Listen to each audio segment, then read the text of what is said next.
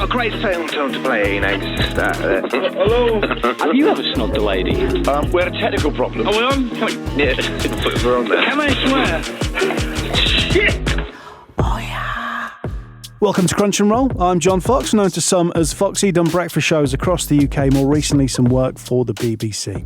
My guest today has tried his hand at stand-up comedy. He's written several musicals, even had 2 songs in the charts, and that on its own would be an impressive CV. But Daryl Denham also happened to have a Premier League radio career. Over the next hour, he takes us from his early DJing career to national radio via an infamous X-rated late-night show and also quitting live on air. There's strong language and memories of a long-forgotten song from the South Park movie. Let's crunch and roll. Oh, yeah. Daryl, how are you? Hello, John, you're right. Yes, I'm very good. The legend, Daryl Denham. About that, but I think if you've been in radio long enough and managed to cling on, and more people know your name, maybe that's perhaps what it is. I think everybody knows your name. Do they? Yeah, absolutely, Daryl. Okay. Do you not think that? Well, yeah, maybe. Yeah. You know it. No, do you know it's that doesn't always sit well. One of the things that PDs have always criticised me for doing is not mentioning my name on the radio, and I hate it. I've never been a big fan of it. If people are that bothered, they'll find out, and if they're not that bothered, then it doesn't matter. You know, because it's. Do you know, this is going to end up being a therapy session, I can tell, John. I listened to Hursty's show with you. Yeah. And here's a significant difference. Hursty has always been a huge radio geek. I don't mean that disparagingly, but and I'm not. I can't imagine anything more boring than going up Emily Moore. I mean, it really wouldn't appeal to me. I was like, why would I want to do that? And I think radio, for me, has been the vehicle to do what I love. Rather than, I mean, yeah, we all get a little kick when we, kiss a vocal, but that's not, for me, that's not like, I just want to hit that 37-second vocal, that 37-second intro, it's really important. It's not really about that. For me, it's about being an outlet for creativity, and it might be telling a great joke, or it might be some, clever piece of production that you've made that I want to share with people. That's what I get the buzz out of, rather than radio. I mean, I can't tell you the make of the CD player and the microphone and God knows what. It just doesn't matter to me. But to real radio enthusiasts, that's integral to the part of the love of what it is. So it's a vehicle for what I love doing rather than a love of radio per se. I'm pleased to say that we both started in, let's call it entertainment, in the same way, because I read that you had a mobile disco company when you were very young, and so did I. I had when I was 11 years old, and by the way, Daryl, I had the best name of any mobile disco company. It was called Sounds So Good, which had very clever. That's very, very good. Thank you very much. No, Daryl. well done. No, I love it. Yeah. So you started with mobile. I mean, can you remember how much you used to charge? Oh God, 50 quid. I don't know. Wow. Oh, big man. Do you know, actually, when I was at school, the mobile disco thing was just an extension of my love, which was music. Right. So passionate about music, and that's the common thread throughout my whole life, is music, which has always been the driver for me. One of my best jobs ever was working in my local record shop. I worked there on a Saturday, and then during the summer holidays, and just adored that job. But yes, so mobile discos, as soon as I was old enough to sort of, I don't know, I think I was 13 when my mum and dad bought me a second-hand sort of mobile disco setup and a big suitcase full of records that I'd never heard of to go with my growing collection of records that I'd go out and buy. Because I did a paper round, so every penny that I earned from the paper round would be spent in the record shop. And then working in the record shop on Saturdays, of course, I never took home money, I just took it home in vinyl. And then suddenly there was a reason I had to buy these records because I was now doing mobile discos. But yeah, I loved it. My dad, bless him, would drive me anywhere and everywhere on a Saturday to do the gigs. And of course, those were the days before mobile phones, so I'd do a house party, and they'd say it finished at 11 o'clock. And my dad, bless him, would turn up at 11 o'clock, and they'd ask me to do an extension till about 3 in the morning. And my dad would sit outside in the car for 3-4 hours. Oh. Yeah, until I finished, and God bless him. Also, I could earn an extra 10 or 20, whatever. But big money in those days. It was good money, and I loved it. I absolutely loved it. And of course, that I suppose pointed me more towards the hospital radio, which was the next step, and then into radio. In fact, it was a guy who used to come into the record shop on a Saturday, Ken, and we got talking, as you invariably did with the regulars. And he said, "Oh, have you thought about joining hospital radio?" And I said, "Well, I thought about it, but I've never really. You should come up there. There's a really nice bunch of people, and you'd love it." And eventually, I plucked up the courage to go up the hospital and sort of introduce myself, and never looked back. So this was Radio Forest, which was Epping in Essex. Yes, very good. And what's nice is that you're still involved with very much that station today. Yeah, I think hospital radio. I don't want to be disparaging to the many volunteers, but sometimes it can be the blind leading the blind. It can be people who have good intentions but no real knowledge, passing that lack of knowledge on to other people. I was really, really lucky in that I joined, and there was a chairman there called Stuart MacDonald, became a really, really close friend of mine. We lost him a couple of years ago, and it's still really raw. But Stuart was chairman. He was a TV director, and in the 80s, 90s, noughties, he really was a big player in TV. But he got the media. And him and there was other people. In fact, Ian Jonas worked at the BBC as well. Richard Murrell was one of the afternoon boys, one of Steve Wright's afternoon boys. And these were the people who were running Radio Forest. So if you wanted to learn and were keen, then these people were passing on great skills and advice, and hugely supportive. And I'd spend every waking moment at that radio station. And it was like, okay, you want to learn? Come and learn. And you do your show once a week. But when the station was off air, and the equipment and the studios were pretty much professional. It was a brilliant setup. And I learned how to edit tape and record and bouncing from one reel of tape to another. And I'd be there till 3-4 o'clock in the morning. And I'd go up there every night. I'd sort of home from school or from work, going up there and just learning and taking in as much as I possibly could, experience and all that kind of thing. And without that, I wouldn't have had the career. And I've always felt that, which is why I'm still very good friends with a lot of the members there today. And I don't still do a show, but still like to sort of stay in touch and stay involved in some way. Good on you. Good on you. Because I know that many people do it, myself, and then you leave and then you never go back. But it's good that you're still in, you appreciate the foundations that they gave you. Do you know, funny enough, Radio Forest has been responsible for a few other very successful presenters. And the very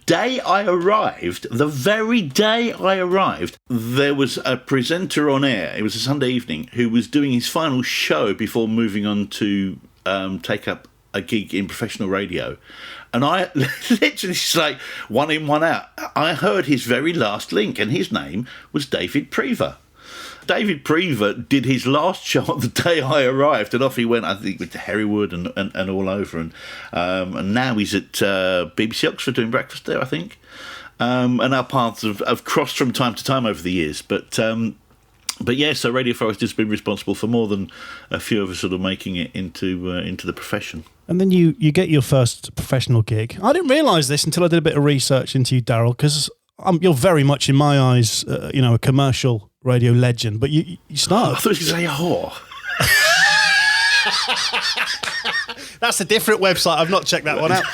But you started. You don't care where you go, do you? Yeah, sorry. But you started at the BBC Radio Kent. No, I started at Invicta. Oh, did you? Okay. Yeah, no, Invicta was quite a few years before that, actually. I did Top Shop for a little bit, Radio Top Shop at Oxford Circus, which scared me because you could see out and the customers could see in the little studio under the escalator. Yeah. And I never felt comfortable there. But the first sort of broadcast gig was on Invicta in Kent. And I just felt like I'd won the lottery when I got that gig. And again, I absolutely adored it there and got sacked twice. So did you? So I think the advert was in Music Week, and I sent them a demo and got a call saying, come in and have a chat. And this was at the time when radio stations were, if they had a number of different frequencies, they were sort of making use of them. So Invicta was introducing a number of bespoke breakfast shows on its various frequencies, one for Ashford, one for Thanet, and one for Dover. The Ashford one was already up and running, and they were advertising for somebody to do the Thanet breakfast show. So they invited me down there. I went along for the interview, and they said, look, we've got a bit of a problem in that not only are we looking for somebody to do the Thanet breakfast show in a month or so's time, but yesterday we sacked the guy who was doing the Ashford breakfast show, so we need somebody to do that from next Monday. Would you be available? I said, yeah, well, of course I would, yeah. Anyway, I got a phone call on the Friday saying, thanks for coming down. We'd love you to start Monday. I'm like, oh, my God. Oh, my God. So you got your first professional gig, you go straight to breakfast? Well, that was the only... Basically, split the breakfast show. So there was a county-wide breakfast show and a bespoke breakfast show for Ashford, bespoke breakfast show eventually for Thanet, and then they'd all come together for the rest of the day. So, yeah, the first broadcast gig I did was a breakfast show, yeah, for Ashford. And I again... Like a kid in a sweet shop. I absolutely adored that. I had my own studio, of course. So when I came off air, I didn't have to sort of barter for studio time. I could spend as much time in the studio as I wanted. And consequently, because I was at the time was still commuting from Essex to Kent, overslept on more than one occasion. And on one particular day, got in at 10:10 for the show that should have finished 10 minutes before. And I mean, I was devastated. But the boss said to me, he said, look, Daryl, I'd love to sort of say we want to keep you, and we do, but we kind of need someone who's going to turn up for the show. I'm like, I do get that, I do understand. And then they said, look, it's not the end, but it is sort of the end of the breakfast show. We're going to have to let you go. However, we're going to be opening a station in Essex in the next 6 months. So why don't you do the afternoon show on that? And I said, oh, that'd be great. They then phoned me up and went, oh, okay, do you want to come in and cover for Caesar the Boogeyman? He's on holiday for a couple of weeks. And Caesar did, I don't know if you've heard the name Caesar the Geezer, Caesar the Boogeyman. Yeah. He did a sort of an anarchic phone-in in Kent and then on Essex at some point. They did work on Kiss as well. But it was real renegade sort of radio territory, to the point where I covered for his 2 weeks holiday, and he said I'd done something on air, which meant that the 2 weeks became about a month. So I'll do that. And then we sort of got into the holiday season, and I was doing a couple of weeks of afternoons and a couple of weeks of drive, then mid-mornings or whatever. And they said, look, Eamon Kelly, who did the overnight show at the time, he's not a big fan of doing overnights, so he'd rather do the afternoon show in Essex. How do you fancy taking over the overnight show? Of course I will, yeah, I'd love to. And so they took me back on literally 2 or 3 months later doing the overnight show, which was just tremendous fun. 5 hours a night, pick your own music, and just basically go on, make your mistakes and learn as much as you can. I was never going to oversleep for that one. So it was tremendous, really was. And you kind of got the feeling the boss wasn't listening. He probably listened from time to time, certainly on his way in to do the breakfast shows, Neil Taylor. But you kind of felt you could get away with anything. So you tried things, and you build a really, really strong connection with your audience when you're doing that time of the day. Because I think they expect you to bother at breakfast and during the day. But when you do bother on overnights, they really appreciate it. Because certainly not these days. I mean, so many overnight services are just back-to-back music. If you've got a live presenter who's actually bothering, the audience realise, and they really, really appreciate it. I think it was in a previous episode with, I think it was Emma Scott, and we were talking about, I started my professional career doing weekend overnights, and she did something similar. It's a tough time to be on air, isn't it? Because it can be quite soul-destroying. I never found it so. Did you not? No, not true. There was nobody else in the building. We didn't have a security guard down there or anything. I mean, somebody else has said this to me at the weekend, that they found overnights really, really lonely. And I said, no, I didn't at all. I just took to it like a duck to water. We're having a party. Oh, yeah. So you go from there to... So where's your next move from there then? Well, that ended in another sacking. I set a tape off to this new station that was launching in Colchester, SGR Colchester, and Danny Cox, wonderful, phoned me up and said, we'd love you to be a part of the station and do the breakfast show and launch the station, which was, it's quite nice to say I was the first voice on the station. And I think the buzz phrase at the time was Britain's oldest town with Britain's newest commercial radio station. Yes. And I worked there for a year, and then one of my old colleagues from Invicta, who'd moved to BBC Kent, got in touch and said, hey, do you fancy coming and doing some shows here? And Chris Burns was the editor at the time. Wow. And she welcomed me on board, and I did some cover and bits and pieces, and then got given a full-time job doing the early show, which worked out really, really handy, because the guy who was... Oh, God, it was so complicated. The guy who was my newsreader at SGR was a Kiwi who had been born over here, brought up in New Zealand, and came back over with his family, Tony Doe. Wonderful guy. And we got on really, really well, and he was my newsreader on The Breakfast Show. And he was quite keen to get some documentaries that commissioned by the BBC. We had a chat, and Stuart, who I mentioned earlier from Radio Forest, and Paul, who by then was the chairman, we set up a company and submitted some ideas to Radios 2 and 5, I think. And Radio 5 commissioned us to make a series called How Radio Won the War, which I produced and co-wrote with Tony. And I mean, just a really, really interesting subject, and a fascinating show to put together. And the fact that it's sitting in the BBC archives actually is quite nice, because your daily breakfast show is here and gone, isn't it? But when you make something of sort of something more substantial, yeah, absolutely, it's quite nice that it's sort of sitting there on the shelf somewhere.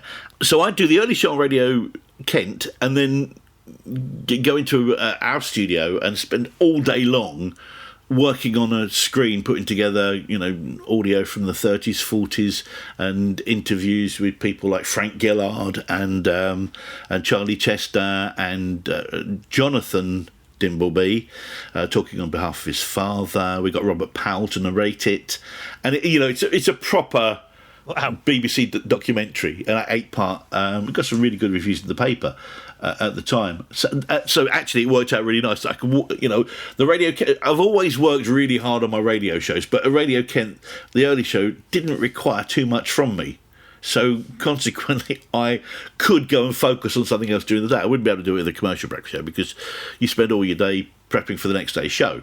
Yeah. But as timing worked out, it was really, really handy. And then they moved me from the early show to the late show, the phone-in. And as much as I appreciated it, I realised it wasn't for me. This was 1995, and there's me wanting to talk about the Battle of Britpop, and I've got 80-year-olds phoning up and talking about their bunions, and there was this sort of disconnect between me and the audience. It's like, yeah, no, this isn't. So I left there, and from there moved on to Chiltern. So tell me about Chiltern FM. I think I saw an advert. I don't know where I saw it. Maybe it was Music Week or something. And I sent in a demo and literally got a phone call the very next day from Steve Orchard, who said, "Oh, got your demo. Any chance you could pop in this afternoon?" Right. Yeah.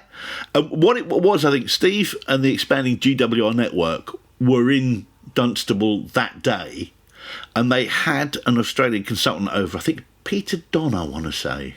He was in town, and obviously Steve thought, well, look, if we're going to do some sort of meetings, interviews, then it'd be good if Peter's in on it.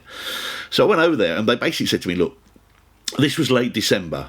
I remember, because I started in the week between Christmas and New Year. So look, basically, we've got a breakfast show at the moment, it's a boy-girl breakfast show, and they're not getting on. It's got to the point now where they do alternate days because they won't spend... No, really? Yeah. Wow. Yeah, it got that bad. So we've taken the decision to let him go and keep her, because, and because they went on to work with her, I know she's a brilliant broadcaster. She's Claire Ashford. Right. And But her and the guy who I won't mention really weren't seeing eye to eye. So, we really needed somebody to start as soon as possible, so that we can actually have a two-header breakfast show for once. So I went in the week between Christmas and New Year and met up with Claire, and we got on really, really well. This is 1995. So the possibility of having a solo female breakfast show presenter didn't even cross their minds. Yeah. I mean, you had to have boy, girl, or else, it didn't fit the GWR format. And I still understand the GWR thing. It was never going to be the best paid breakfast show, but they obviously had a format that they'd thought through and worked out, and they had group comedy that they made and spent money on, which they then distributed, and this GWR Bible that they wanted, and then it gave them some control over the content and quality of their breakfast shows without having to spend a fortune on, very creative people in each. I mean, I don't really take away it says you're not very creative, are you? Nor are you. So come on, it wasn't like that. But it gave them a certain amount of control of the level of quality that they spread around the group. So Claire and I got on really, really well and were quite creative. And I think probably had been in radio longer than some of the other breakfast show pairings. Yeah, and we do stuff of our own. And when we'd have meetings with Steve Orchard, he was really, really supportive, and he was of the opinion, look, if the group comedy doesn't work for you, don't worry. You guys, what you're doing is fantastic, so carry on doing what you're doing. And the following week we'd have a meeting with Dirk Anthony, who'd go, why aren't you using the group comedy, boys, girls, team, whatever? You got to use it. This is what we're paying for. This is good stuff. It's not brilliant, is it? So there was that sort of disconnect. You're not going to turn around and go, but Steve said. But there was that, Dirk saying you've got to follow this, whereas Steve sort of is affording us a little bit more, perhaps respect, I don't know, professional respect, and saying, look, you guys are actually doing stuff which works for you, and you don't have to fit the mould, perhaps in the way that some less experienced presenters do. Anyway, it didn't sit comfortably. I was quite a big fan of GWR before that and understood what they were trying to achieve, but sort of Dirk having sort of come down heavy like that, it sort of, didn't leave me with a desire to want to stay too long. And then this big lad from up north came down to see me and went, hey, soft lad, come and work at Hallam FM. Hang on, Daryl, can I have a guess who that was? Yeah, you can. Was it Dave Shearer? Because it was. Yeah. The irrepressible. The most mentioned on this podcast series ever is Dave Shearer. Yeah, and he's going to come on. He's agreed to come on as well. Oh, is he really? Yes, Dave's great. I love amazing. Dave. Yeah. And I mean, I was reluctant at first because it was a long way from home, and having sort of lived all my life just outside London, Kent, Dunstable, these places weren't too far to travel. Colchester was technically still in Essex, even though the other end of the county. But Sheffield, I've never been up there before. So he said, no, come up. He came down and met up with me. And in fact, it was Simon Ross, who I'd worked with briefly at Topshop, who gave Dave my name when Dave got to Hallam and was looking for a breakfast show presenter. And I went up there and had a sort of a chat with him, and he showed me around and offered me a lot of money. Okay, this could work, couldn't it? So went up there and took over the breakfast show, and had 4 incredibly happy years at Hallam FM. I mean, it was an amazing breakfast show that you did. That's very kind of you to say. We worked hard at it. I mean, it really was. Yeah. But it's not hard work if you enjoy it, is it? You don't, Right. At Chiltern, that's where Claire and I first met and worked together. Of course, at the time, the Late Show was presented by a certain Chris Moyles. Right, okay. And we met literally the first week I was there, and I needed to use their studios in Milton Keynes, which is where he did the network Late Show from Milton Keynes. And I remember walking in, and he just walked up to me and gave me this enormous bear hug. He knew who I was, obviously, because I'd phoned him and spoke to him the day before. But and from that moment we became, the very best of friends. So around the same time that I moved up to Sheffield to do the breakfast show on Hallam, Chris moved. Well, he didn't move. He stayed in his flat in Milton Keynes, but it was doing the weekend Late Show on Capital. And what would happen is Chris would do his weekend late shows, and then on Monday morning would drive up to Sheffield and spend the entire week staying with me in Sheffield.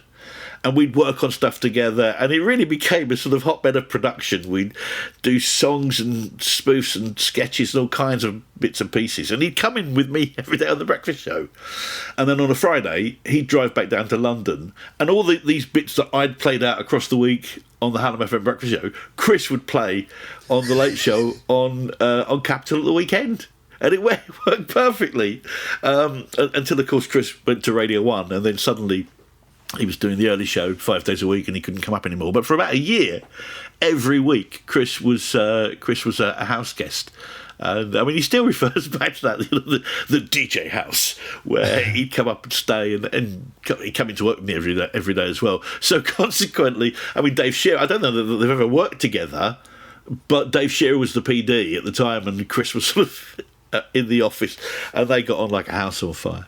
So, yeah, it was a great time, yeah.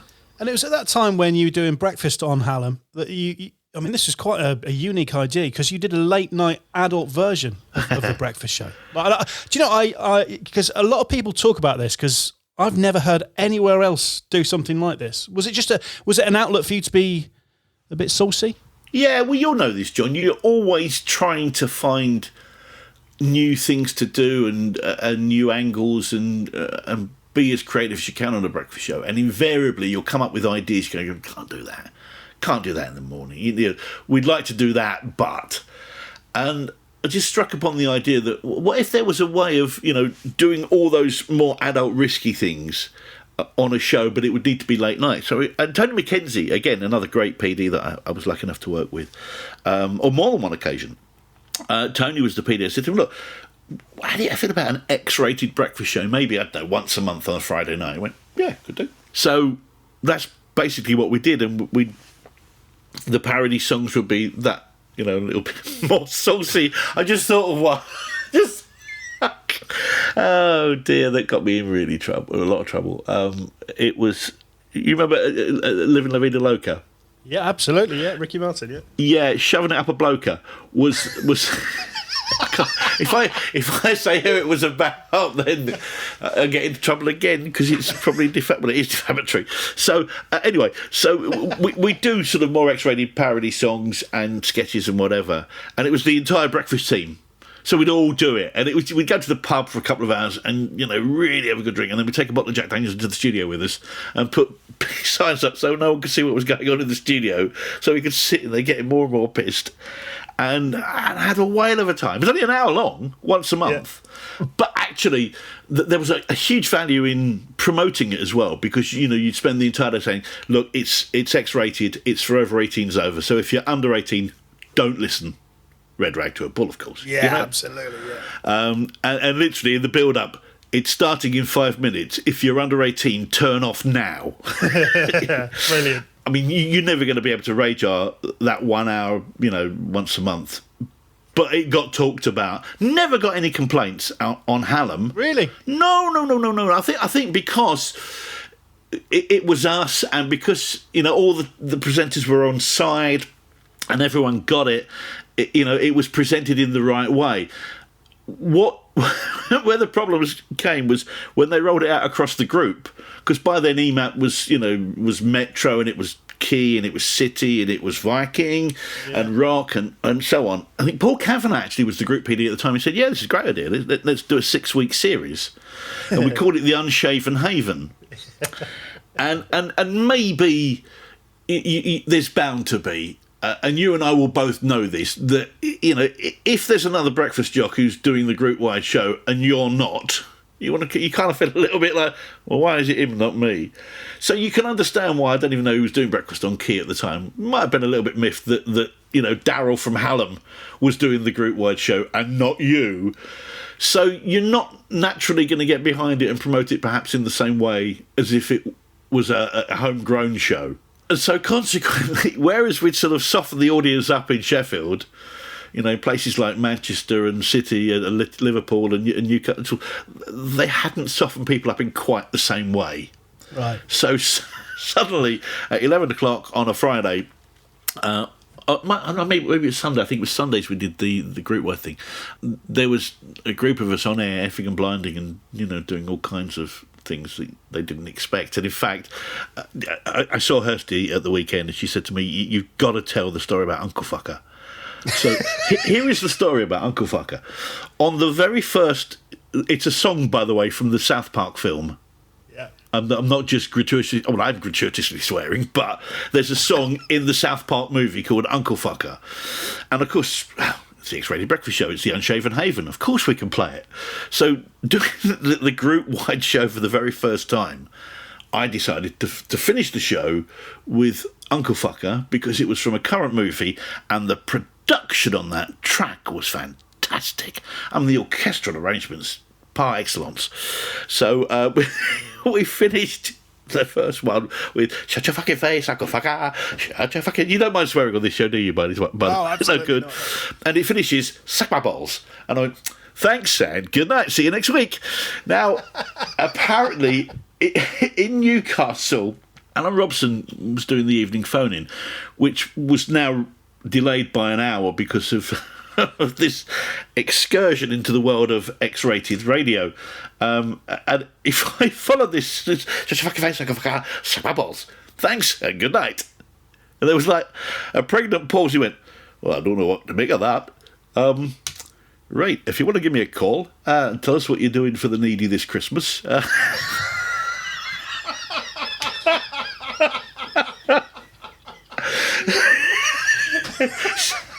I don't think anybody phoned him about the needy. I think all he got was an hour of complaints. What the hell was that? That is an amazing story, Daryl. Yeah. So the radio authority got complaints from every other radio station apart from Hallam, but actually they were incredibly understanding and just said, "Look, we get what you're trying to do, and we would just suggest you maybe dial it back a bit."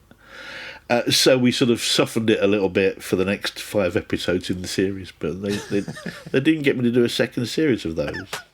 Well, there's nothing wrong with commissioning per se. The dealer does a lot of work in order to... Well, I'm all for being open-minded, but I'm not all for discussing this live on air, thank you. We are profoundly sorry. Right, so Hallam FM. The next move for you go to Birmingham in 2000, and you go. Yes. I mean, this is a big station to heart. Yeah. Can you? How did that happen? Did you get a phone call? Nowadays, we're used to sort of turning on any computer, any mobile phone, and you can hear any radio station around the world 24/7. Back then, of course, you had to be at the TSA to hear it. So Alan, unbeknownst to me, had been travelling up to Woodall Services and sitting there for, huge chunks of the breakfast show, recording it on a cassette player and taking it back and again, doing research with audience test groups and playing them clips of audio from my breakfast show at Hallam to see how it went down with their listeners in Birmingham. And I mean, presumably the results were quite favourable because he then offered me the breakfast show. And after 4, great years on Hallam, I thought, and do you know what? I never intended to move away from home. And I always felt like I was a guest and made incredibly welcome while I was in Sheffield. And I love Sheffield as a city, I really do. But it was never home, and it was never going to be a permanent home. And with heart, I saw a route back to London that didn't exist within Bauer because, EMAP at the time, but their London stations were Kiss and then Magic. And I've never really been a dance jock, so Kiss was never an option. Yeah. And Magic just didn't seem to work for me either. So I never saw a London option within Bauer. Whereas Heart, obviously, there was, a natural progression. So I took it and handed in my notice at Hallam and worked 6 months' notice and left. I bought a drum kit on my last day, though. It had been such an epic ride for 4 years. Everyone sort of said, you've got to do a really big send-off for your last day. So I cried on my last breakfast show. It just became very, very emotional. And one of Hursty mentioned this when she spoke to you. We used to regularly go to this place called Hanrahan's. Yeah. And after my last breakfast show, we all went to Hanrahan's and myself and my producer Trevor spent the entire day there, and of course pretty much everyone from the radio station popped in and out at some point during the day, and those at the radio station that weren't working, I think Dixie didn't do Friday night, so he was there for the duration, and Lynn, our newsreader, now his wife, was there all day as well, and various other people, even the office, Dee Ford's PA came down and joined us because she was still based at Hallam. So consequently, we were drinking all day long. I think it was Emma Scott's boyfriend at the time was a drummer, and Dixie is a brilliant drummer. And I was talking to them, and of course, very drunk at the time. So I've always wanted to play the drums. I can just about get by on a keyboard or a guitar, but I always wanted. There's a drum shop in Sheffield. They've got practice rooms and everything downstairs. Let's go get a cab now. So we got in a cab, literally. Got a cab literally 2 miles down the road into this drum shop, and we went downstairs to practice kits, and Dixie was brilliant and Jason was brilliant, and I'm like, boom, boom, boom. I need to buy a drum kit. Of course you do. How much a drum kit's? 250 quid's the starting price. I love one. So I bought a drum kit that very day, which was delivered the next day, and literally I set it up and then packed it away a week later when I moved to Birmingham, and then put it in storage for about 10 years before thinking, I might as well sell that, really. But it's one of those moments you remember. Where have you been? Trevor just, when we got back, said, well, where have you been? I said, I've been to the drum shop and bought a drum kit, as you do. Couldn't just buy a snare. Had to buy the whole bloody kit. But yeah, no, that was a very memorable day. Just going back to that, so there was obviously a lot of love for you at Hallam. For everybody to come out and say their goodbyes, because it takes a lot for people to do that. And I've been through that same situation at one station. Did you ever think, maybe I've made the wrong decision? Because there's always that chance that you move to another station, like I did when I moved from Viking to 210, where we went from Party Central at Viking and EMAP to 210 FM, where people just didn't even drink, and that wasn't the culture I was used to. Did you ever think, maybe I've made a mistake? No, I never thought I'd made a mistake. Okay. However, I was very reluctant to make the move because I did love my time at Hallam, and I think when you're the breakfast show presenter, you've got a certain amount of responsibility to sort of lead the team from the front as well.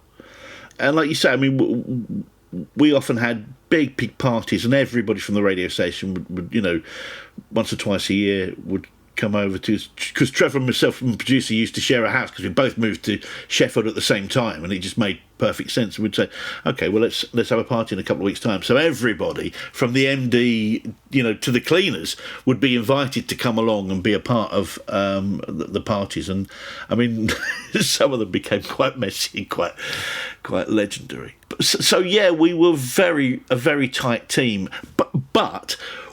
And maybe this is what the difference for you is as well, is at Hallam, I came from Essex. Trevor, my producer, came from Oxfordshire. Emma Scott came from Cambridgeshire. Brett Harley was from Chester. So yes, you had Anthony Gay from Sheffield, and you had Hursty from Barnsley. But we were all unattached and all sort of looking for friends in this new part of the world, so we naturally got on well with each other and sort of would go out drinking and socialising with each other. When I got to Heart, I mean, as much as it was a lovely place to work, a lot of the presenters there were already settled. Some had kids. If they weren't married, they were that much older. So socialising at the weekend wasn't top of their agenda. They had other priorities outside the radio station. So that for me, and because it was a slightly older radio station, the presenters were that little bit older as well, and that to me was the difference between the two cultures. So yeah, I was very, very sorry to leave, but I knew it was the right thing to do. And did you enjoy your time at Heart? Because I mean, it's a different world to Hallam. Yeah, I did, and I was very lucky to work for Alan Carruthers, who was a great PD and really got it. And Trevor, my producer, had moved with me as well. So, okay. But I enjoyed it. But we were a bit of an island at Heart in Birmingham. got the support from the management, but I just felt we were a little bit of an island because the other presenters had other things in their lives rather than the radio station, and we didn't. But I did get the chance to work on Heart London fairly regularly at the weekend, which was kind of one of the main reasons for going there. I think it's worth pointing out that you did a sterling job in Birmingham because, of course, you won Sony Sony Award. I was very proud of that. I still am. Yeah. We got some decent figures as well and became the first breakfast show to beat BRMB in Birmingham. Because Les Ross had reigned supreme for forever. Did the breakfast show there for about 26 years. And we became the first breakfast show. I don't know if Les was still doing it when we took over. But here's a funny thing. Les and I, so we worked literally, as you'll know, both radio stations in the same road, Broad Street in Birmingham. Yeah. I love Birmingham, by the way. What a great city. It always gets a bad rap, doesn't deserve it. It's a great city. And we spent 18 months working together and met at Buckingham Palace. How did that happen? Yeah. Well, for some reason, the Queen and the royal family decided they were going to have a media night.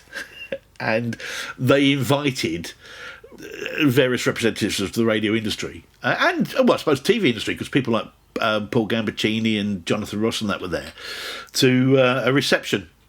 And that was the year I'd just won my Sony, so my name was on their list. And I got there, and I was sort of talking to a couple of people, and this little girl was asking me, "Hello," and I looked, I'm Les Ross. I'm like, Les, the legendary Les. And we'd never met. Alan had worked with Les for years, and now was PD at Heart and was working with me. And he said, Les often comes in at Christmas with presents for everyone, but he hadn't that particular year. But we met at Buckingham Palace and stood there chatting away for a couple of hours at the expense of the Queen, which was lovely. Well, I've met Les several times. I've met the Queen several times. I've met Her Majesty several times.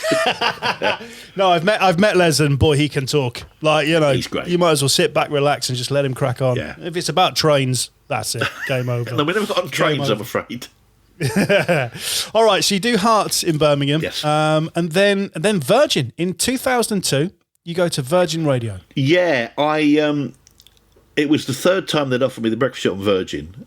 I don't know if you remember this. Back in the late 90s, Capital were going to buy Virgin when Richard Branson was selling.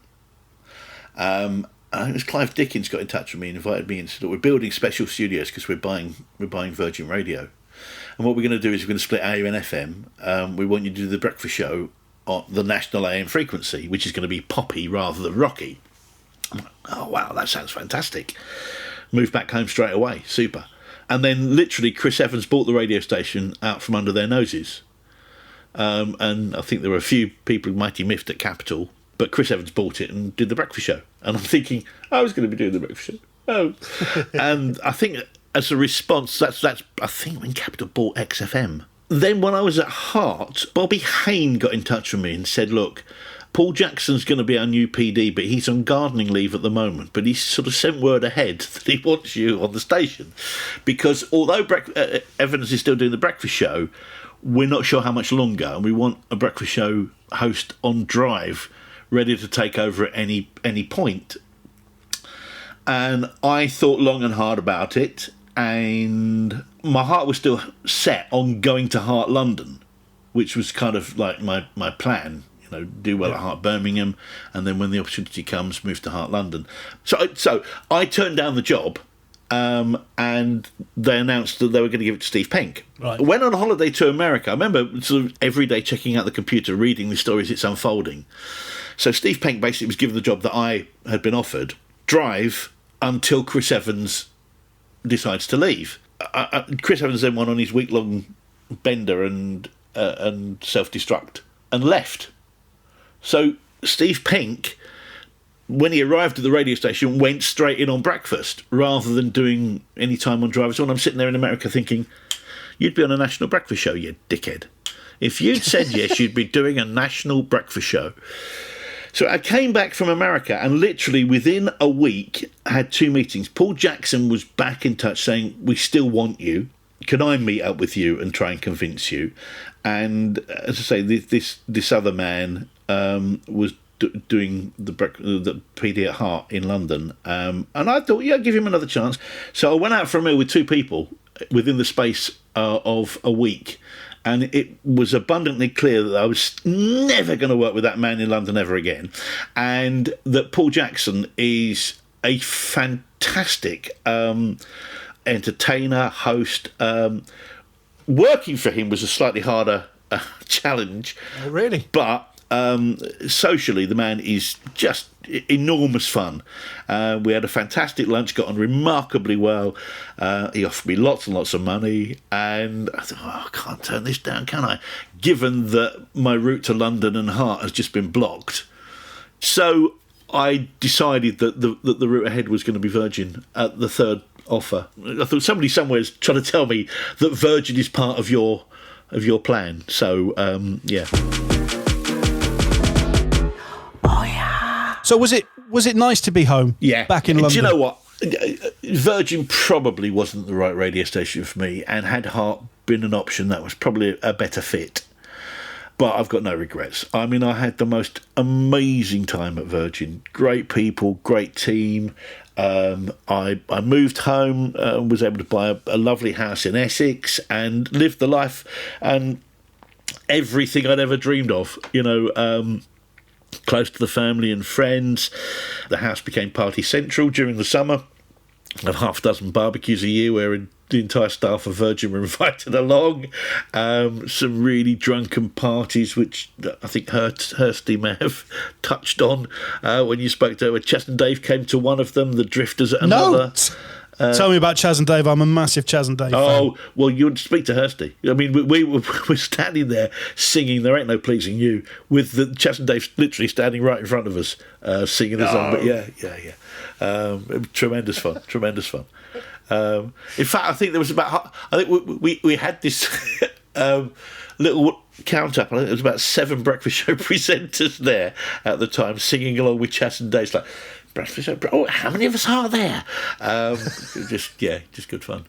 But yeah, but sad. I'm not sure it was the right radio station for me, and of all the I'm proud of what I achieved at pretty much every radio station I've worked at, and I just don't think I hit the mark. I think possibly because Virgin gave me everything I wanted, whereas if it had all gone tits up in Sheffield, I just got in the car and get in the car and drive home. But at Virgin, because I got everything I worked for, maybe I just approached it in a slightly more respectful way. Whereas at Hallam and at Heart, if it all goes tits up, that's fine. But at Virgin, I couldn't, you sort of almost treat it as if it's this breakable piece of glass, whereas it didn't matter if it shattered in Sheffield, because there'd always be somewhere else I'd go. But this was everything I craved. No, I get that, because you've achieved what you set out to do. You've got home, you've got a huge radio station, and I feel quite sad now, because you've just described all that you've achieved that dream, and then you leave Virgin, you go right back up north again. Yeah, you go to Century North East. Yeah, I'm not sure that was the right move either. What is it? In the words of someone like Dave Shearer, he'd say it's not the end of the earth, but you can see it from there. The people of Newcastle were among the friendliest I've ever met, but Newcastle wasn't for me. I mean, I don't know what I was thinking. Just completely the wrong place. And having worked around the UK and got back home, it was a bit of a slap to go all the way up there. It didn't last very long. In fact, whenever possible, I did shows from London. I come down. I literally booked a flight home every Friday morning and a flight back up there every Sunday night. And it made more sense to book one for every week in advance, because it was cheaper than waiting until you needed them. So I didn't always use them, but I booked every weekend to fly back to Stansted and then back up there on a Sunday evening. Because you famously, you resigned live on air at Century. Yeah. Was that because you were just so unhappy? Yeah, partly. I mean, there was a couple of other reasons as well. So I was doing some shows from London, And Giles was fine with that. Maybe, Monday, come down for the weekend, stay for a Monday, or come down on the Thursday and do the Friday show from a studio in London. And the Radio Authority were fine with it as well. But they'd caused a stink with Metro, because I think Tony Horn had started doing his Metro shows from Manchester. Where he'd moved to Manchester, had gone back to Metro, but him and his family were living in Manchester. So he'd do some or all of his shows on Metro from Manchester. And Century had kicked off about this. So me doing shows for Newcastle from London sort of made them look a little bit like hypocrites. Yes. So the pressure for me to do 5 days a week from Newcastle didn't come from the Radio Authority insisting on, promise of performance or anything. It came from internally. And they said, look, if we need to either do 5 days a week from Newcastle or we're going to have to let you go. So I thought about it for about 10 minutes and decided that, it's going to be go then, isn't it? But I knew that as soon as I said that would be the last thing I said. So I won't tell them. I'll just announce it on air, knowing that will be my final show. And that's what happened. But not to worry, because you returned to Hallam, a place that you have got so much love for. Yes, and actually, I don't know if it's something to do with the water in Sheffield, but it was just as much fun. Was it? So I was going to ask you. What's it like returning back to a former station? Well, I was a bit cautious, as you could understand. I mean, John had taken over the breakfast show. I mean, still there now. I mean, how many? 23 years? Incredible amount of years, yeah. And he's a brilliant presenter, a brilliant breakfast show. And I was doing the mid-morning show. And then we had Matt Mackay and Dave Henning, who Matt and Dave are among my very best friends. Dave was doing a weekend show. And we'd socialise every day. I mean, every day we were in the pub. Nick, this is what was lovely. Phone Boy used to do the evening show, and then Nick Majerison would do the late show, and they'd take it in shifts at the pub. So whereas Matt, Dave and myself would be there most of the evening, Nick would be there until about 9 o'clock when he had to go in to prepare for the late bit, and then about 10 past 10 Phone Boy would turn up having finished his show and come to join us in the pub. It was great because there was still that camaraderie, and again I think it's because we were all that much younger, unattached, from different parts of the world. Matt from Essex, Dave from Cambridgeshire again, sort of all come together and naturally found our friends within the radio station, and still friends to this day. But it was specifically a 1-year contract, to the point where I think my final day on the radio station was a Tuesday, because it happened to be the 31st of January when the contract... No one said, do you want to go the Friday early or stay for a couple more days just to tidy it up? That was never even a consideration. It was like, your contract ends on the Tuesday, so your last day is the Tuesday. So then from there, Real Radio Yorkshire. So you stay in Yorkshire. You've obviously got some love for Yorkshire. Oh, yeah, definitely. Oh, absolutely. And as I say, Sheffield is such a wonderful city, and I've got no regrets whatsoever about working there. It just was never going to be a long-term home. Tony Mackenzie, ex-Hallam FM PD, was now at Real Radio, and I phoned him up and said, look, in fact, they offered me BBC Radio Sheffield offered me the breakfast show, and that all got really, really strange. They offered me the breakfast show, and we discussed terms and money, etc., etc., etc. And then the editor stopped returning phone calls. And I had an agent at this point who was like phoning and emailing every day and just getting ignored. And I phoned this editor just out of the blue because he didn't have my phone number. He'd done all the contact had been with my agent. And I phoned him out of the blue and he answered it. I went, hello, it's Daryl. What's going on? I mean, if you've ever heard of it, was like a candid phone call. The guy, I can't remember what the reason was, but the guy squirmed and was so uncomfortable, and just thought he could sort of keep his head down. And I think, I don't think he'd gone cold on the idea. I just think that other factors had changed, and he didn't know how to say, I need to rescind the offer. But I got in touch with Tony McKenzie, and he said, yeah, it'll be fantastic if you were available when I come work at Real, which is what happened. I went up to Wakefield and worked there for probably longer than anywhere else in my career. Well, I mean, 5.5 years. Initially you go to do evenings, but then you do breakfast with somebody that I know, Gail Lofthouse, who is a hell of a character. She's a genius. And Gail and I shared the same sort of hard work philosophy, and she's incredibly creative. Yeah, I mean, I did the late show or the evening show for about 2 months. They'd offered me they offered me the breakfast show on Real Yorkshire when I went to Newcastle, and I think there was an element of he's turned us down, and the two Johns were a little bit, come on then. They weren't entirely convinced, and I get there's a little bit of bruised ego when you offer somebody a breakfast show and they turn you down and go somewhere else. I get that. Tony, having worked with me at Hallam and enjoyed that sort of success together, was keen to get me on breakfast, and the opportunity came up. So Gail and I took over the breakfast show, and it was great fun while it lasted. Great fun. Do you enjoy working with other people? Yeah. I mean, as long as they get it. I mean, I've worked with plenty of different people over the years, but as long as they work, they've got the right work ethic. And yeah, I mean, Gail was brilliant in that we'd both work incredibly hard on prepping and recording and writing stuff. She's a great writer, and I wouldn't carry somebody. So, I mean, if it was somebody who was sort of looking for an easy ride, then no, I'd be a nightmare. But I've been lucky in that the people I've worked with have got it and have sort of... And, look, it's radio. I mean, hard work's not hard work, is it? It might be time intensive and it might be creatively intensive, but it's still fun. Surely it beats, building a wall or God forbid going down a mine or what I mean. It's not hard work. So yeah, be grateful for what you got and make the most of it, I say.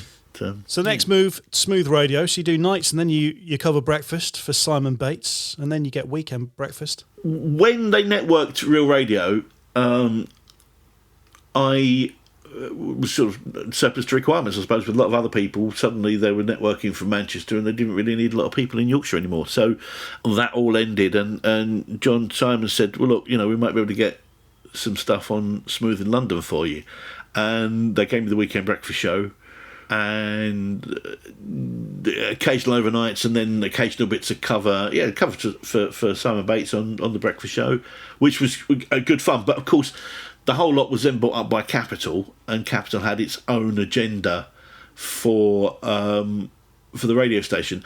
And I mean, I sort of felt in good company in that they let me go at the same time they let Pat Sharp and Kid Jensen and people like that go as well. So I thought, well, okay, well, if they're not going to keep the job, I'm certainly not.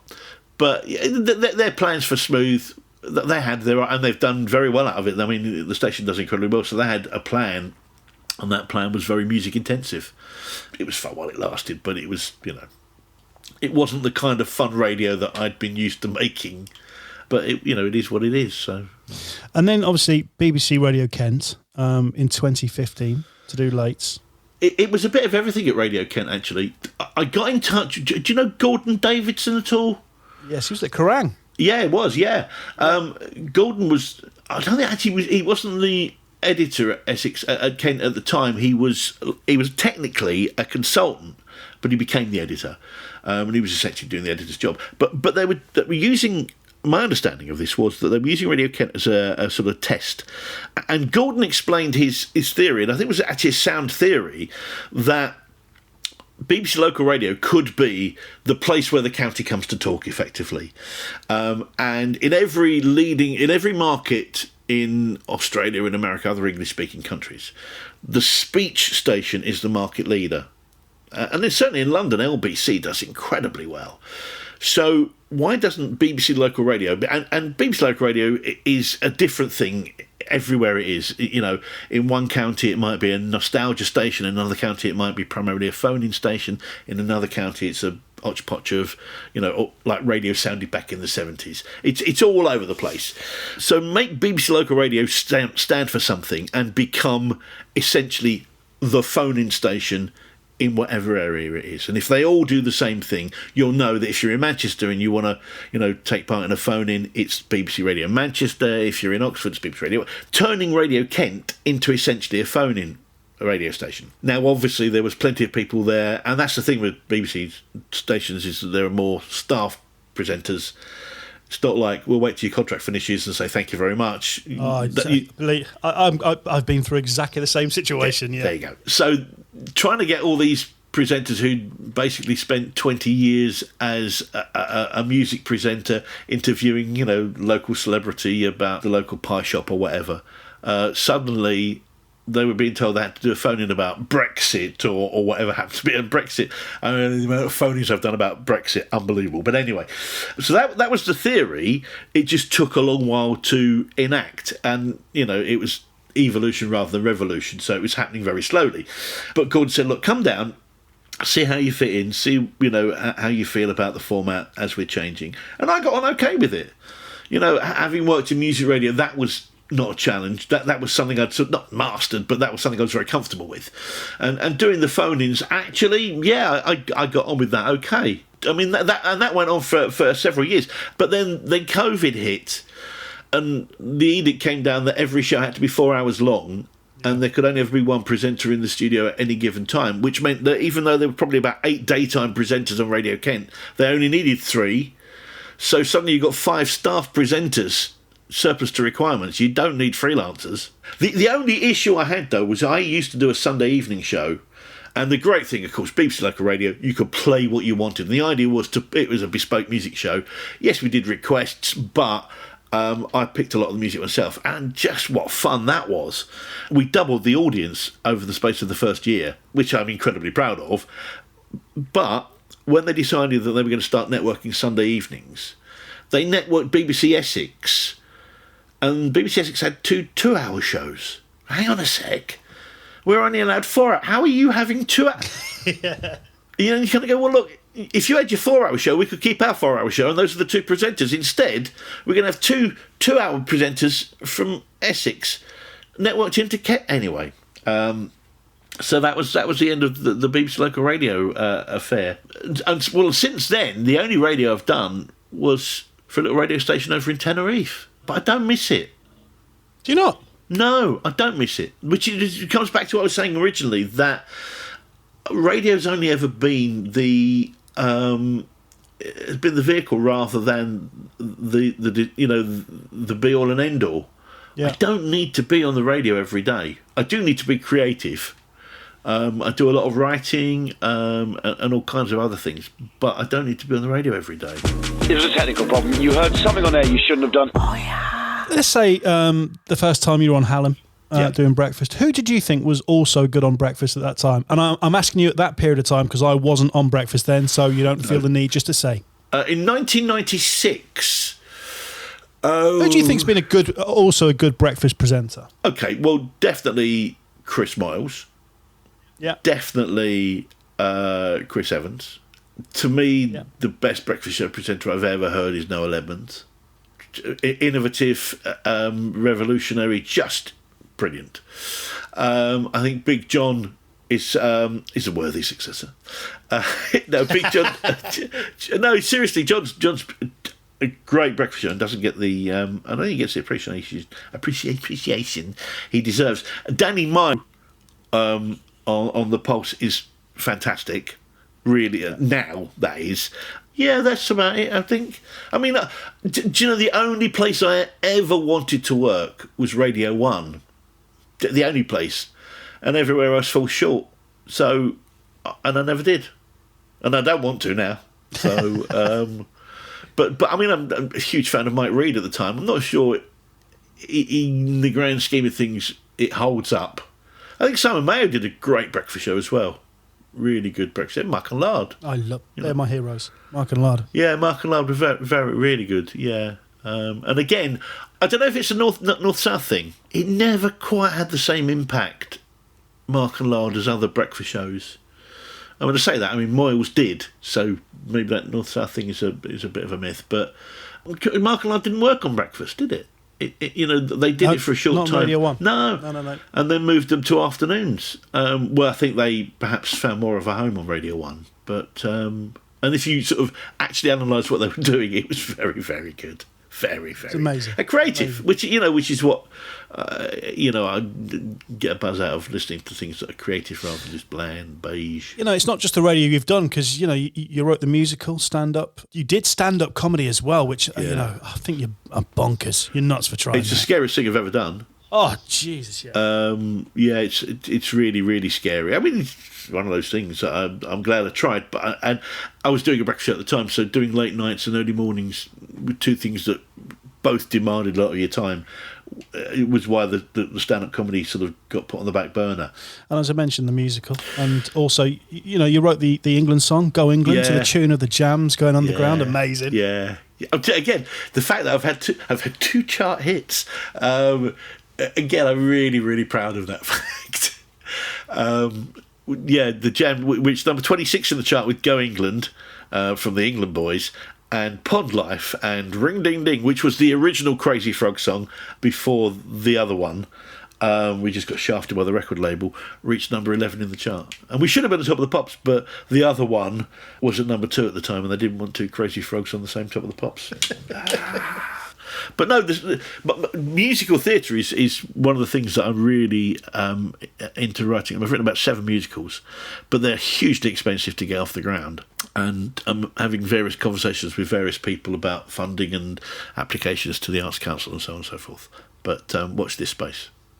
Well, Daryl, thank you so much. It's been my pleasure. For your time. I hope I haven't bored you. I'd say because it's a lot of this might be new information to you, but of course it's information I've lived with for the last 30 years. Yeah, but you are one of the biggest names in commercial radio. And I started by saying that everybody knows your name. That's very kind. So I think and I've spoken to a few people, especially Hursty. There's a lot of love for you. Yeah, and I mean Hursty and I go back a long way, and she's been a good friend for a long time. 25 years ago. We what, 97 I think she started, so 26 years ago we first met. Did she tell you about road trips down the west coast of America? She didn't know. Travelling across the Golden Gate Bridge, listening to Starship, and we built this city, the city that rocks, the city by the bay. But anyway. Yeah, what you want to do when in a couple of years' time, once you've sort of been around the entire industry, get us on to do one together. Well, Daryl, we always finish Crunch and Roll with. Have you ever done any voiceover work? Not really. No. Well, this is your big chance. You never know. You might get picked up on this. Take us away with the credits. You've been listening to Crunch and Roll with me, Daryl Denham. Subscribe on your favourite podcast app to get every new episode as soon as they drop. Crunch and Roll is a 969 media production presented by John Fox and produced by Simon Balzowski. Oh, bollocks.